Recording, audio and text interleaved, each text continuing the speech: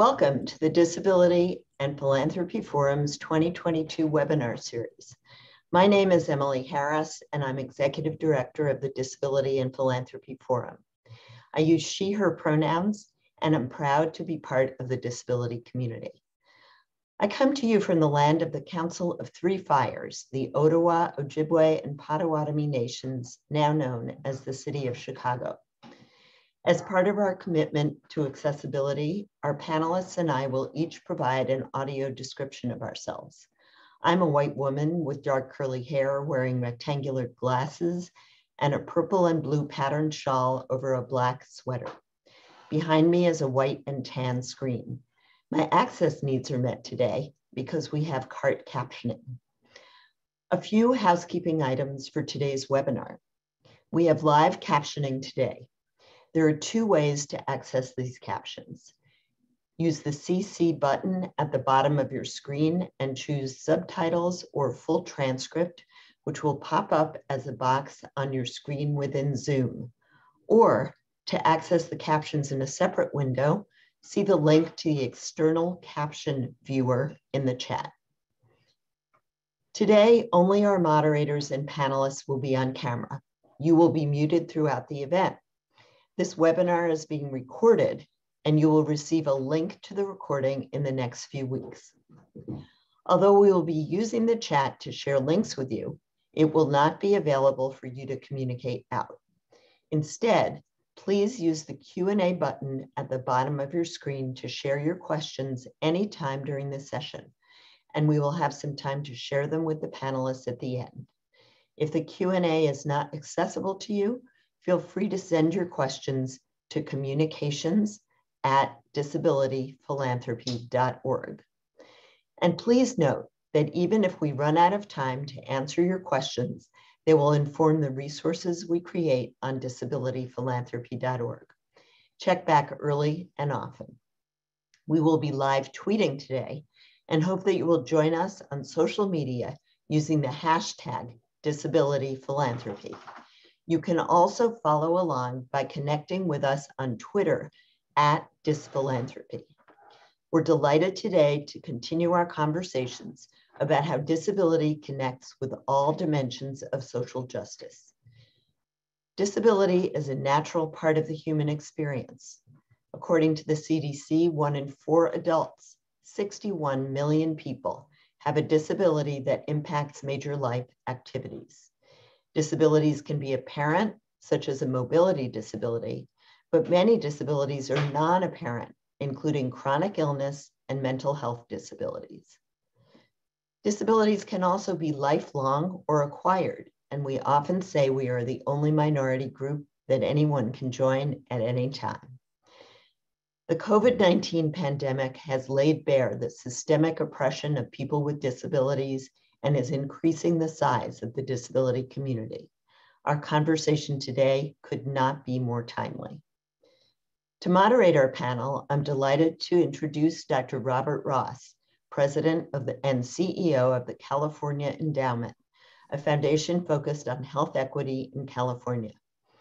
Dr. Ross, who is one of the 17 CEOs who serve on the President's Council on Disability Inclusion and Philanthropy, has extensive background in health philanthropy as a public health executive and as a clinician.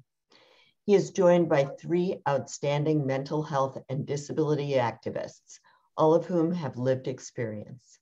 You'll find the link to Dr. Ross's and the panelists' bio in the chat. Take it away, Dr. Ross. Good morning, or at least it's morning here in California. I'm here in Los Angeles, Dr. Bob Ross, California Endowment. Big shout out to Emily Harris and the Disability and Philanthropy Forum, and an additional shout out, thank you to Gail Fuller for helping us get organized for this panel today. So just thank you so much, Emily, for your leadership and helping us to move philanthropy forward as it relates to the disability community and full inclusion. I am an African-American male. I am wearing one of my favorite t-shirts, which is a raised black fist with a backdrop of a rainbow coalition flag. I'm sitting in my office here in downtown Los Angeles, from the Tongva and Gabrielino native lands here in Los Angeles. And I have a passion for health, equity, and social justice, which brought me to join the other CEOs in this national, leading a national philanthropic discourse on this issue. We have, again, as Emily mentioned, checked the chat for bios and other information. Looking forward to this discussion with three phenomenal, just amazing panelists. My only fear is that we don't have time to show how incredible each of these panelists are in terms of their track record and their work. I've been looking forward to this conversation because the time is ripe. The time is now, with a backdrop of the Trump years, of the killing of George Floyd and Breonna Taylor, racial divisiveness at a level that we haven't seen in over half century in this nation. It's time for us to show what full, meaningful inclusion in a racial justice and racial equity lens looks like in practice and for real. And so that's why I was looking forward to this panel and this conversation today, because we need to lift up and elevate that narrative of an alternative American future with full inclusion and racial justice. And so let's join me in welcoming Stephanie Lynn Kaufman-Mtimkulu, founder and executive director of Project Let's, Mark Mitchell, CEO and founder of Chainless Change. It's a great name, and maybe Mark, if he has a moment, can tell us how he came up with that name. It's an interesting story. And Karis Jan Myrick, who's co-director of the S2I and podcast host of Unapologetically Black Unicorns, which is probably the best podcast name of any show I've heard. And you might want to share how you came up with that one as well, Karis. But so it just in their titles and the names of their organizations, you see innovation and creativity and daring. And that's what you'll hear from our panelists today. So today we're going to ask our panelists to take us through a three-phase conversation. First, we want them to share some personal experiences about their journey, how they got to this work. Secondly, call out frustrations with the current system and what needs to be changed in their view. And then thirdly, and why we're gathered all here ultimately, is what can philanthropy do, or what should philanthropy be doing more of in order to advance full inclusion and equity in philanthropy as it relates to the disability community. So with that, let's start with self-introductions.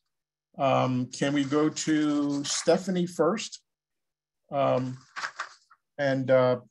Stephanie, can you just introduce yourself and give us a one sentence about how you want the audience to understand your work? Thank you so much, Dr. Ross. I'm really excited to be here with y'all. My name is Stephanie Lynn Kaufman-Mtimkulu. I use they and she pronouns, and I am a white, non-binary person wearing a light brown turtleneck and circular glasses. I'm a multiply disabled, neurodivergent, queer person of Jewish and Puerto Rican ascent. I'm a parent, an organizer, an educator, and care worker, and really invested in building systems that do not further criminalize, traumatize, and harm us.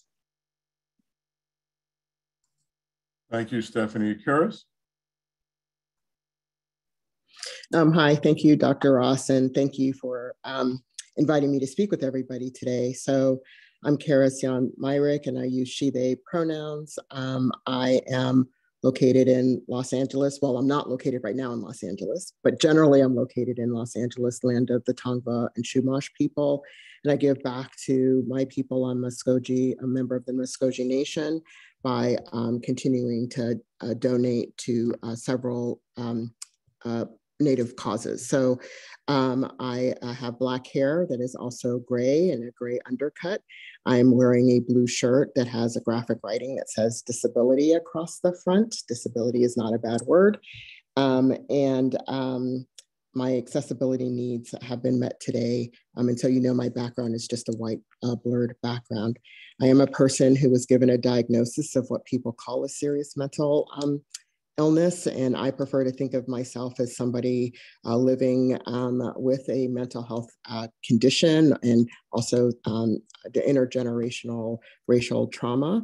And my role in what I do is to actually address those things at the political and policy level, systemic level, in order that other people can have the lives that they would like to live in communities of their choice.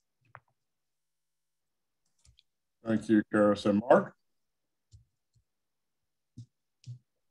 Good afternoon. I am Mark Mitchell. I am the founder of Chainless Change.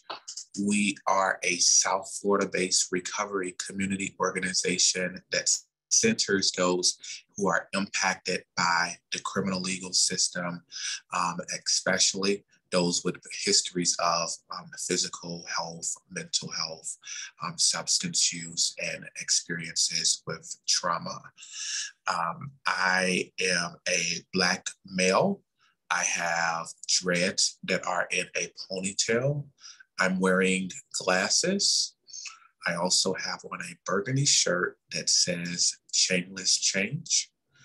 I have a invisible disability, and similar to Karis, I do not define it as a disability because I believe that society has created conditions that often disable me, although I do have a condition that makes it difficult to navigate in certain spaces. All of my access needs are met, and I believe that I have answered all of the questions for introduction and forward to having a conversation. Thank you, Mark. So the first round of questions, I want each of you to take a couple of minutes to share with the audience through personal experience that might help us understand from your perspective mental health as a disability. And so, Stephanie, do you have one that comes to mind or two? Yeah. For me, I understand disability to be when the features of my body, mind, and the features of the environment in which I live do not align, which very much relates to how, to my understanding of what we call mental illness. And in the same way that it was really important for me to make a shift from a medical lens to a more social and political lens for my physical impairments and chronic illness, I think we really have to do the same for what we call mental illness.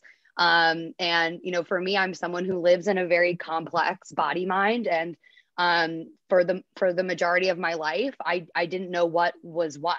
I could not, piece out what, was affecting me from this diagnosis or that diagnosis. I took, what I call like a tour of the DSM. I've been diagnosed with so many things. And I think it took me being diagnosed with a personality disorder to be like, how can a personality be disordered? What does that even mean? For me, it wasn't aligning with my experience. And it gets to a point where, I ask myself, like, am I depressed because I have a biological chemical imbalance, or because the world is fundamentally inaccessible to me as an ambulatory wheelchair user, and I internalize that shame and that frustration? Or because the director of the CDC said that it's encouraging that, mainly people like me are dying from the Omicron variant, right? We don't create the conditions in this world where people actively, want to be here and participate, because we don't feel validated in our societies. And, it was through recognizing that in my own life that I started to think differently about my distress and reactions to oppressive conditions that were being defined for me. With being diagnosed with PTSD, for example, after being sexually assaulted, I thought to myself, is this not just my body responding, and it needs to get back in balance? So yeah, the last thing I'll say here for me is that, you know, there is a reason for the language of mental illness. There's a reason it's been separated from disability conversations, and that it's still so heavily grounded in a medicalized model. Disability is too, but you know, when we're thinking about like mobility impairments, for example, but the disability community has done a lot of work to push the social model to undo this. But there's still a lot of folks who say like, I'm not disabled, I have a mental illness that I can treat and cure. But the reality is like, nobody's ever validated this biochemical model of mental illness. But what has been validated is that social and economic and political and yes, biological factors influence our mental health and our propensity for experiencing mental distress. So that, you know, cycle of thinking like, you know, what is wrong with me? I need to fix myself, which I was actively being told by the mental health system, is something that, you know, is really harmful for so many of us who get to a point where maybe if we're living at the intersection of chronic illness and, you know, psychiatric disability, we might say to a doctor, you know, it's not all in my head. Believe me, it's real. And I just want us to interrogate that, because we're reinforcing this belief that you need some type of test or proof or evidence to validate our experience. And we end up pitting our experiences against each other in many different ways. So yeah, I'll pass it over to Karis. Yeah, Karis, weigh in. Yeah, sure. So I couldn't agree with Stephanie more about kind of really understanding the idea of social model of disability and how does that fit in or not fit in with mental health. And I think we're getting closer to having an understanding and understanding sort of this social model of disability, which is looking at systemic barriers as well as derogatory attitudes, or what we would call stigma, and how that leads to social exclusion and the ability for us to attain be our best selves. I'll put it that way, right? So as soon as I got a diagnosis of schizophrenia, and I had diagnoses prior to that, so kind of, yes, you go through this journey in the DSM until somebody lands on something that feels about right. And when I got that diagnosis, suddenly that diagnosis was all about all the things I couldn't, wouldn't, or shouldn't do. And I was already doing incredible things prior to that. I was in a master's program. I was told, nope, got to drop out of school. I was doing really very interesting work. No, work is that's too much pressure. You can't have stress, those kind of things. And when I was getting those messages, I was like, wow, I've heard these messages before. I've heard them as a Black person, and I've heard them as a woman. So they were similar messages around limitations placed on me based on my race, based on my perceived gender. And now they were being placed on me again because I had been given a diagnosis. Secondarily, the other thing that happens is that you're not believed. Yeah. And, I went undiagnosed having thyroid and a parathyroid cancer because I wasn't believed about physical symptoms that I was experiencing for over 10 years, which resulted in, an ER hospitalization, again, where they saw that I was taking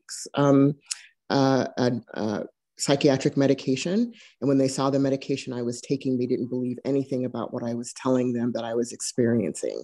So I had to stay in the ER, and I literally sat in front of the check-in desk and just did this deep stare down for 5 hours. I just wouldn't move. And at that point, they said, well, she's not going anywhere. We probably should just take her in and, draw some blood and do whatever.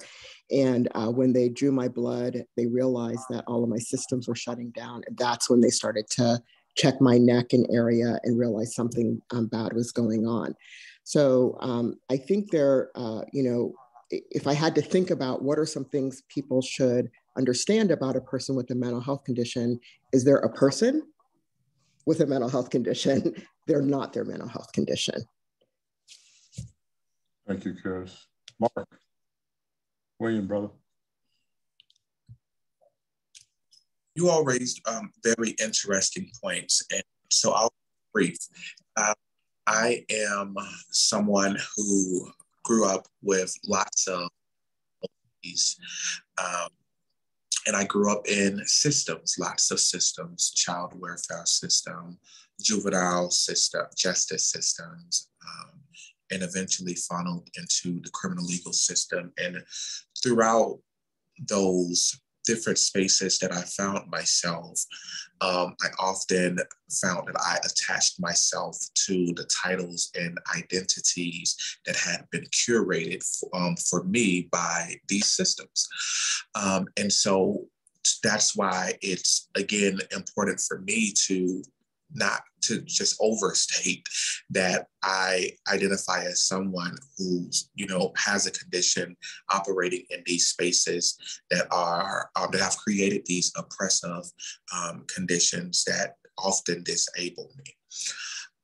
And so when I think about disability, justice, and mental health, what really comes to mind for me is that I'm often standing at an intersection, and for my entire life, I've been at this intersection. And although I have an invisible condition, people can first see that I'm Black. People can first see that I am a Black male, and the list of other oppressed identities that folks often have to figure out how to move through the world while carrying these heavy loads. And so I view mental health and disability as this place where it's difficult to operate in spaces because they were created in ways that often exclude us. This is especially true when we consider folk who have visible disabilities and comorbidities. And so I'm really looking forward to living in a world where we can truly understand that society operates off of interdependence. We all should be able to depend on and support each other in moving through spaces as opposed to identifying folks based off of what it is and how they are able to contribute to productivity in the world. And so when I think about disability and mental health justice, I really look at the future and how do we move away from this capitalist framework where people are able to be interdependent without that being viewed negatively. And folks who have these biological and chemical dispositions are embraced and understood in a space where there are so many conditions that often contribute to folks being further oppressed and further marginalized. And so I'll stop there and we'll continue to cover. Yeah. Hey, Mark, you shared an interesting story about how you came up with the name of your organization, Chainless Change. Can you just share that with the audience from a personal experience standpoint? I grew up in systems. I went to jails when I was 11, and partially because some of the behaviors that I was displaying, folks didn't understand. And again, my mental health condition, like many other folks, was criminalized as early as 11 years old when I was in foster care. And so by the time that I was 12, I found myself in lockdown facilities where I was housed with adults. I stayed there until I was about 18 years old, somewhere around 14, while a lot of my identity was being developed inside of this institution. I thought that I was going to be a preacher, and the name of the church would be Chainless Change Ministries. And so I spent a lot of time kind of doing some imagining around that. And years later, when I was faced in a predicament where systems were once again kind of pushing me to a space where I had to make tough decisions on whether or not I would, conform or create the world, work towards creating the world that I wanted to live in. I reached back to that 14-year-old who thought that he would be this minister, and decided that we would create a recovery community for people with behavioral health conditions who have a history of justice involvement or system involvement. And I named it Shameless Change, which was supposed to be my church when I was 14.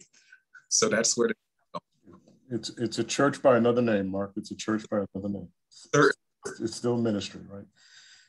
This was, so you've actually begun to answer the second question I had, and I'm wearing my hat as a physician as I hear each of you. The upside, there was a benefit to the so-called medicalization of mental illness, disability, and mental health, in that it can serve to destigmatize over time. But as we heard pretty well from all of our panelists, the medicalization, the over-medicalization of mental health has its drawbacks and issues, and requires some system changes. So can I hear from each of you quickly? If you could pick out, we've begun to hear some of this from you. Let's say we're sitting here 5 years from now, and 5 years from now, we're celebrating that one thing is better about this system as it relates to your experiences. Point out the thing that's driving you crazy with frustration today that really needs to be changed in the 3 to 5 to 7 years ahead. Stephanie, what's making you crazy? One thing, and it really, I appreciate you saying what's making you crazy, because it actually is. I appreciate that framing. I identify as a psychiatric survivor, someone who has survived violence that happened inside of medical and psychiatric systems. So for me, the one thing, which is a lot of little things within it, would be the end of coercion, force, and cages. We have a system that is driven by liability and fear and risk assessment. And these are things we cannot quantify a human experience. We cannot predict everything. We need to be thinking of ways to create more space in community for people to experience the full range of human emotions without being caged and punished and isolated and disconnected for it. Partnerships with police need to be a thing that are nowhere near anything relating to mental health. The two are completely incompatible, and continue to reinforce this idea that treatment and healing and help only exist right alongside punishment, which we know in this country particularly targets Black people, Indigenous people, poor people, queer and trans people. We have a system where you're forced into care when you don't want it, and you can't get it when you do want it. So that would be my first thing of many. Yep. Karis, what do you want to change? So I think a couple of things. And I know you said one thing, right? So the first, the first thing that I think of is that the target may not be the mental health system. That sometimes I always say, people don't exist in systems, people exist in communities. And so how can we find our healing in communities and shore up communities to be places of well-being and places where people can, when things aren't going well, continue to get better. So that's sort of the container that I like to think of the change happening in. And I remember hearing Daniel Dawes, and I thought, God, this is such a good statement. So I'm going to steal it, and I change it a little bit. But his was that political determinants are the puppet masters of social determinants of health. And basically, I say political determinants eat social determinants of health for breakfast. So it's even worse than that, meaning that I think if I could see change happen in the next 3 to 5 years, I would love to see some of the policies, some of the legislation, some of the regulations that become barriers for people to be their best selves addressed. So So for example, if you're on disability, but you can only have a threshold of a particular income before you have to start paying back, it's unrealistic to think about how does one move from disability when they're ready? It's almost like you become stuck. And then how do you become unstuck in a realistic way? If you're a person of color and we know that there are disparities in coercion, then what do we need to do? Is it about those disparities, or as Stephanie was speaking to, is it about how we continue to use coercion as a Band-Aid to fix social ills? So I think those are some of the things that will take deep dives into the politics, into the policies, versus kind of thinking of, well, what are the practices that we change? Because you can make a person feel better with the practice, but they're going to go back into the community that creates the illness. Yeah, and Mark, I'm hearing the 3 C's: coercion, cages, and criminalization of mental illness. I would imagine that that characterization by Stephanie and Karis has your support. Yep, certainly are right in line with what I would really impacts me and the community that I represent. As someone, again, whose system impacted, I often have to think through which of these identities is being most oppressed at the moment. And that's the lens from which I tend to view the world and the voice from which I speak. And so I think that if there was a thing that I would want to change, is the criminalization of mental health conditions, how jails and prisons have become the largest warehouses for people who have behavioral health histories. It's 45 to 50% of folk inside of institutions are folks who have histories of mental health. And that means that it's clear that one, punishment isn't the answer, and police as first responders isn't the answer either.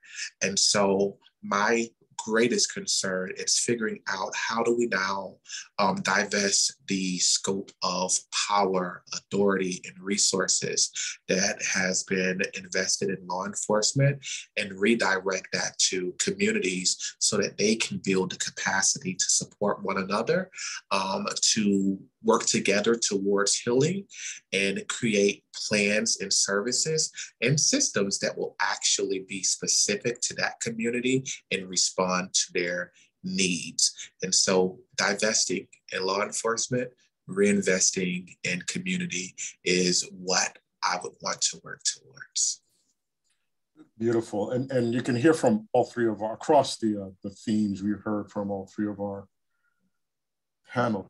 We're really talking about completely reimagining public safety as we know it, and community safety, right?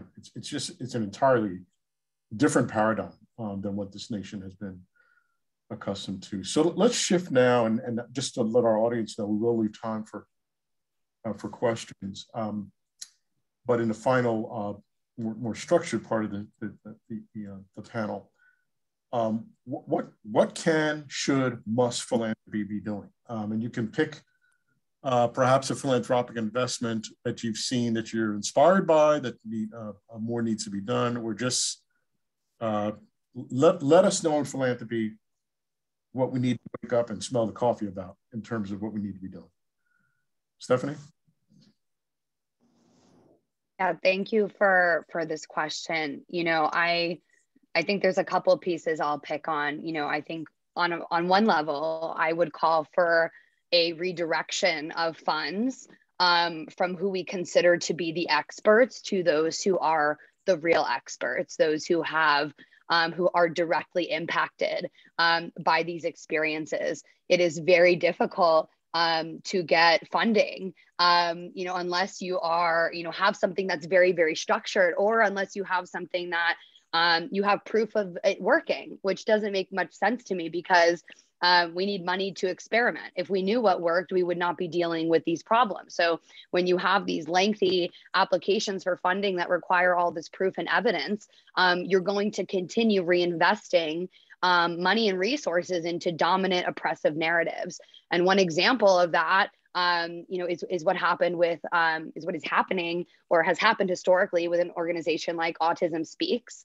And as an autistic person, looking at an organization that is able to have the span, the reach, and utilize and have access to such a huge amount of money that is able to drive research and create a narrative around autism as something that, was a tragedy. And that's something that Autism Speaks is trying to change now, but a lot of damage has been done and a lot of money went into perpetuating very harmful narratives and trying to find, biological, connections to autism, which is a neurodevelopmental, body-mind experience. So thinking about redirecting towards community-based solutions, as Karis was mentioning, and really being clear about where money for research is going. Are these questions that our community members actually want answered? That's something that's really important to be thinking about. But I would be calling for a lot of flexibility in where and how money is being directed so that we can start really designing the types of systems and solutions that our community members most need and want. Stephanie, Karis, what does inspired philanthropy look like from your vantage point? This is so interesting. Did you see my notes, Stephanie, or what? But because the thing I wrote, so I'm just actually going to read it because it's easier for me to keep track, is I find when working with philanthropy, a lot of times I hear the word EBP, which is evidence-based practice. And I get a little frustrated because evidence-based practices may have been developed in the 60s, the 70s, or the 80s, and may not even be representative of the people whom they're supposedly to serve. So I'm going to double down on something and say, and I'm not saying throw the baby out with the bathwater about EBPs, but certainly recognize that an EBP at one point wasn't a E or a B, but it was a P. It was just a practice, right? So I think about really looking at lived experience, community-defined evidence to support, seed, and spread, that decisions that are made without us, about us, and those efforts are developed without us, neglect the person-driven, informed, developed, and contextualized realities of our experience. So for me, if we're looking at philanthropy and investments they make, I always think about where do you find involving people with lived experience, people of color in leadership, guiding, developing, delivering, and evaluating the grants that you are awarding. So is it in the grant application? Is it in the people you hire who are going to be part of your organization? But you already have people with lived experience in your organizations, because if 1 in 5 people have a mental health condition, then do the math, you probably have people already with lived experience who might not be openly disclosing. But those are some of the things I think about where it's, what can philanthropy do in the next, literally tomorrow through the next 5 years, is really doubling down on involving people with lived experience and people of color to help shape some of the things that could be invested in, especially for folks who are leading organizations, peer-run organizations, peer respites, family respites. A lot of those organizations do not get to benefit from especially major philanthropy and their funding. Thank you, Karis. Mark? I have a couple of things that think about what philanthropy can do, just simply based on my own experience leading Chainless Change. One of the first things I would say is take some time to understand local policies and politics. and how that impacts an organization's ability to operate in spaces and execute some of the strategies that they are wanting to have implemented in their communities. If we understand the practices in politics, then we will then be able to co-create solutions alongside folks who are the experts and understand what barriers they may be facing. To quickly tie a story to that, we do a lot of advocacy work around our local behavioral health system. All of the behavioral health funding comes from that behavioral health system in our community. Because of our advocacy, which will not shift because we are about our people, it creates barriers. And if funders understood that, then maybe their positions would be a little different. Second, I would say invest like you want justice, right? Investing largely, boldly, risky, make risk and invest like you want justice. I've had a situation recently where someone gave us, $1,000 investment that required 2 days of reporting. And so, really investing like you understand what people on the ground are experiencing, and like you want them to have the resources to create the world that we want to live in. Lastly, I would say contribute to creating a diverse network of funders for the organizations that you are supporting and the issues that you are working around, because oftentimes the funding that we might be receiving, whether large or small, from an individual entity is not enough to get us through the year or to accomplish our missions. And so creating a network of more supports would widely benefit us with moving the work forward. And the last thing, I would say that advocacy and organizing takes time. And there's a lot of unexpected infrastructure needs that often need to happen if we are going to work towards really organizing and making an impact. We're fighting against systems, constructs, perceptions, stigmas that have been built over hundreds of years. And so change won't happen overnight. And be willing to truly be a partner and invest in the infrastructure as well as the work on the ground, and understand that if it doesn't happen in a year, that doesn't mean that they didn't try. That just means that we're fighting systems that have been built for hundreds of years, and we need more support. Yeah, thank you, Mark. So you heard about the importance of what we call the California Endowment, we call power building grant making. It's movement building. It takes, I love the way you framed it, Karis, as the political determinants of health, eating the social determinants for breakfast. I'm going to turn to questions. I want to share one story that we're in the middle of the California Endowment. It's still unfolding. And in my 20 years here as president, it is the single most exciting effort that we're involved in. And it's exciting because we've, where I'm at here, and Karis, you know LA, so you've probably been down here. Our conference center and foundation headquarters is actually across the street or down the street from the Men's Central Jail. The Men's Central Jail is right over my shoulder here. It houses 7,000 inmates, 60% of them with a diagnosable mental illness, to the point. We have undeveloped backlot property that we own that's down the street from the jail.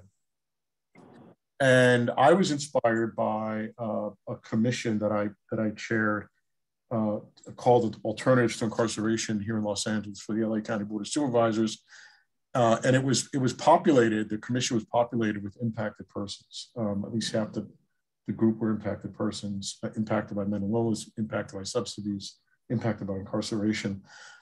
And so I was inspired enough by what I heard from them that I went to my board and I said, we should contribute to the creation of an alternative to incarceration right here on our property, right across from the jail.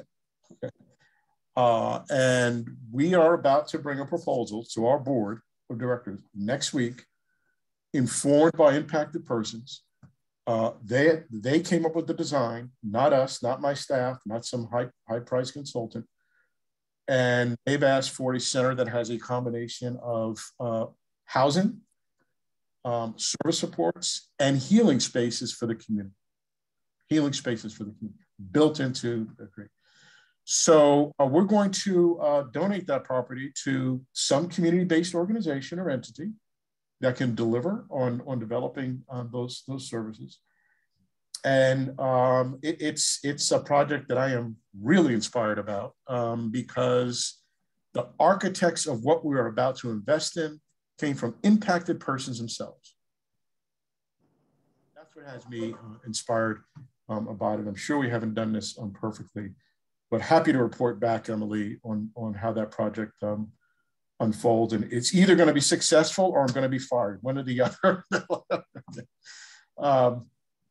Okay, inspired comments from our panel. Let's go to questions. Gail, what do we've got here? We've got, there's a question that says, and this I guess can go to anyone, we've talked a lot about systems. I'm wondering if you could share specifically what are those systems that you have had that have had barriers for you, and in addition, what systems are working that we should know about, if any. So I think we heard from our colleagues, our panelists, about the systems that presented barriers, but any more specifics you want to give about those systems, panelists? And is there anything that in particular that you're inspired about that seems to be working?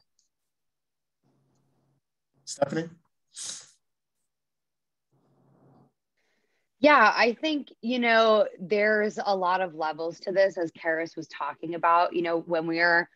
One thing for me I want to name really specifically is that when we think of what we call mental illness, the conversation often ends at stigma, and we don't collectively elevate to the level of this is a systemic system of oppression. We have the term ableism, and a lot of folks are not familiar with the term of saneism, really thinking about how a lot of oppression for our community members is based upon, that we are determined to not have a sound mind or not being able to adhere to, a consensus reality, right?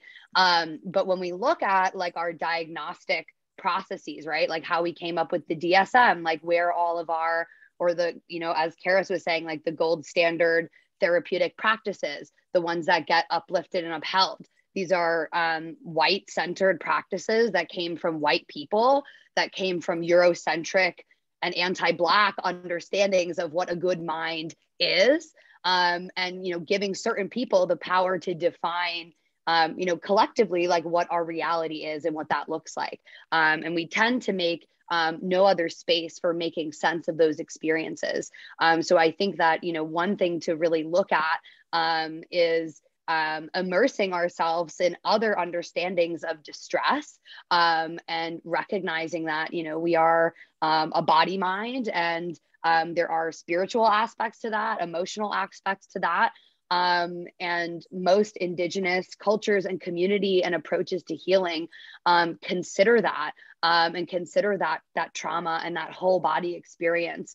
And so when I look at things where I've accessed the most healing, it has not necessarily been in the Western clinical mental health system. I've had moments where I was able to access, I would say, more Band-Aids, or moments where I was able to get what I needed. But in terms of long-term healing, I've not been able to access that in this way. So I look to things like peer support. I look to things folks who are navigating healing, from different lenses, thinking about somatics, how trauma physically gets stored inside the body. I remember when I was actually seeing a therapist, every Thursday afternoon when I finished my session, I was able to sleep that night because my shoulders and muscles in the upper half of my body would relax enough that I could sleep. And for me, I didn't always see a therapist, but in a moment in my life where I didn't have another container to process with, that was a useful tool for me. So I think thinking of things as tools, and that we could have many, many different options. Sometimes we might want to see a healer that works with the body or that works with ancestors. Sometimes we might need a pill to help us move through the world in a way that's easier for us. So I would like to see kind of like a diversification of options. The mental health system currently says that like this is the way, and any other way to navigate this is wrong. And we need to look to other solutions to really uplift. And again, the last piece being, finding ways to keep people in the community to get the type of support they need. Some people end up in an institution because they are not able to maybe do the things that we consider basic enough to get through each day. We need to be investing, right, in like personal care systems, having care workers and community to help folks navigate what they need. Because again, things that are affecting us emotionally and psychologically can be just from the barriers that we're navigating. So that would be some of my thoughts on that. Thank you. Mark, I'm going to go to a question that's specific for you, and then we're going to end with Karis. It says what time of services, but I think it meant maybe it's what kind of services would you recommend to support returning citizens, especially since many have experienced trauma while being incarcerated? Glad you asked. And so I don't that we need to focus on the returning phase. It should begin while they are in that holding phase inside of institutions. And we actually do that at Chainless Change by providing peer support. We have recovery support services that are focused on reentry, health, and then addressing the social determinants of health. And we do it through a person-centered lens where folk really develop plans for what they want their lives to look like. Then we begin to look at what resources are available in our community in order to meet those needs and develop a transition plan. So as people transition back into the community, they have a plan in place. They understand what resources are available, and they have a partner to work with them to help actualize their goals. We do that using, we employ people who are also system involved. And so that really creates this credible messenger, because we have people who are in recovery, who have histories of arrest, and they've been able to rebuild their lives and find ways to navigate through the spaces and ways that, really allow them to support others while also being able to depend on a network of community folks. But I also think that creating healing spaces, healing takes time, first and foremost. It takes time. It's a lifelong journey. And so if we just create spaces for people to come heal and be in community amongst one another, not kind of forcing curriculum down on any individual, just space, time, and connection, and figuring out what skill set have who are returning citizens can be developed to contribute to ending mass incarceration or whatever social issue that they care about, because then that allows them to harness their power, find their voice, and also contribute to seeing society in ways that will have meaning for them. And so whereas returning citizens are often excluded, it creates a community of inclusion and fighting towards creating the world that they want. And I don't think that there's one strategy alone, but I think that if we can combine support with organizing and find ways to empower returning citizens to become involved in their community, using their power, using their voice, their experiences, then we can all work together to transform our communities and society. Thank you, Mark. Okay, so watching the clock, we've got about 2 minutes to wrap up. No pressure, Karis. You got to bring us home. There is a question in the chat about highlighting the lived experiences of people and being in the politics to fight for change. So you may want to speak to that, but what do you want to say in the last couple of minutes, Karis?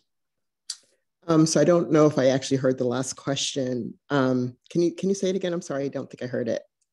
It's about highlighting the experiences of people with lived experiences in spaces like philanthropy and politics, where we have to fight for attention regarding mental health.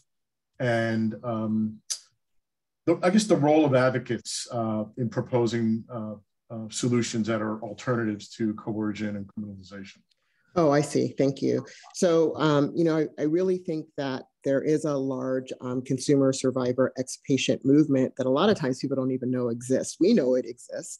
Maybe people within the mental health world knows it exists, but I don't think the larger society knows that we exist out there.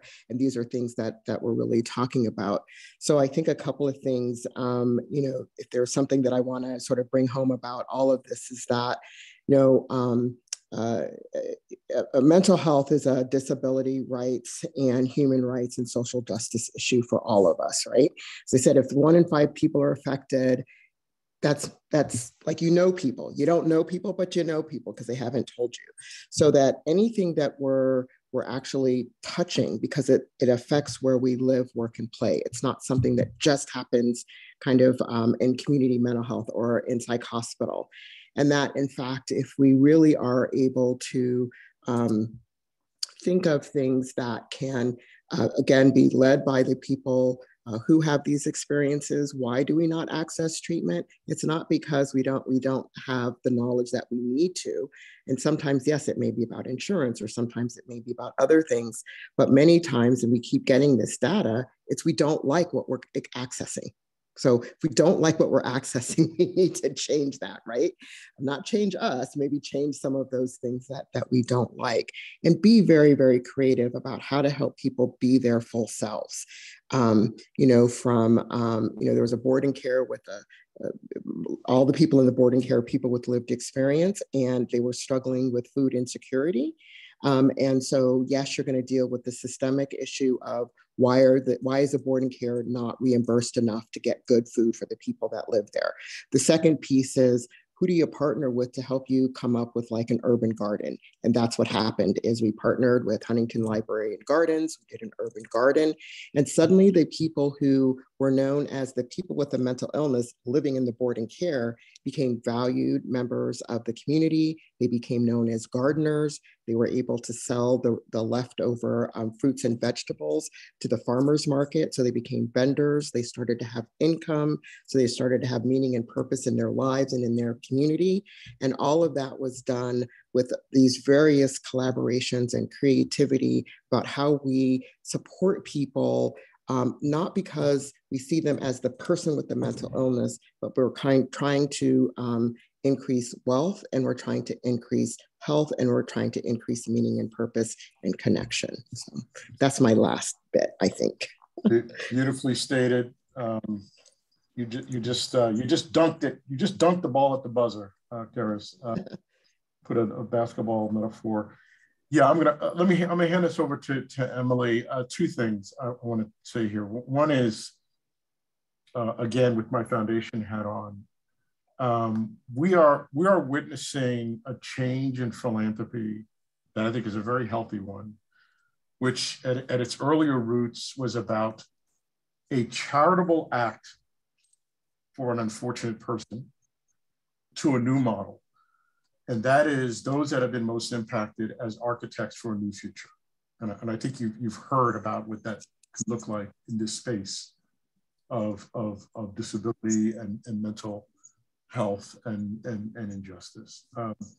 Secondly, and I don't have an article or a book coming out on this, but at least at the California Endowment, my experience is we have now funded advocacy, organizing, voice, civic participation enough, movement building enough.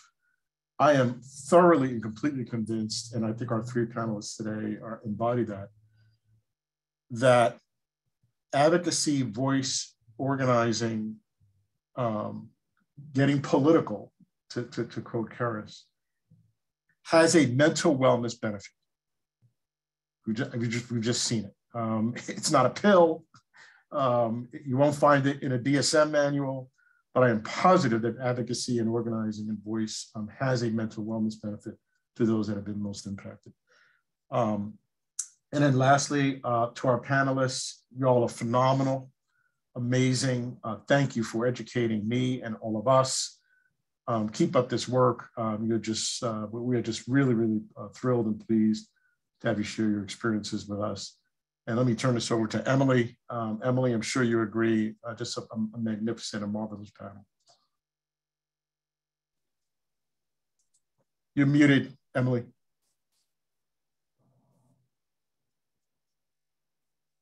Emily, you're still muted.